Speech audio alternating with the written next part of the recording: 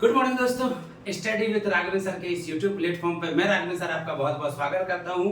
और आ जाइए जल्दी से आज की नई चित्रकला पर चर्चा करते हैं, जिसका नाम है दोस्त भाई दोज, या जिसको बोला जाता है दोज की पुतलिया।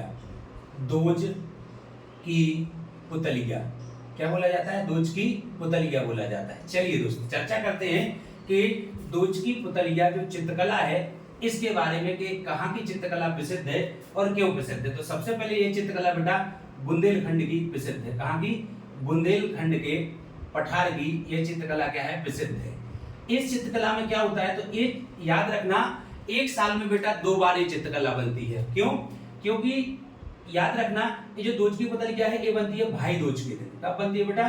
भाई दोज का एक त्योहार होता है, उस दिन एक दोज की पुतलिया बनती है।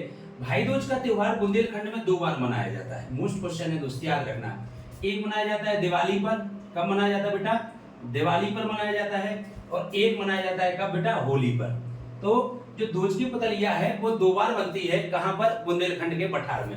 अब इस दोनों बार क्या होता है कि ये दोज की पुतलिया घर सभी का वहां पे बुंदेलखंड में जो घर होते हैं उन घरों के जो मुख्य दरवाजा होता, इस मुख्य दरवाजे पर याद रखना यहाँ पर दोनों जगह पे क्या एक पहाड़नुमा संरचना बनाया जाता है। गोबर का काय का बनता है बेटा? ये गोबर का बनाया जाता है। और इस पर दोस्त याद रखना इसके बाजू में यहाँ पर एक ग्वाले को बनाया जाता है और एक ग्वाले के पास में यहाँ पर क्या बनाई जाती है? गाय बनाई जाती है।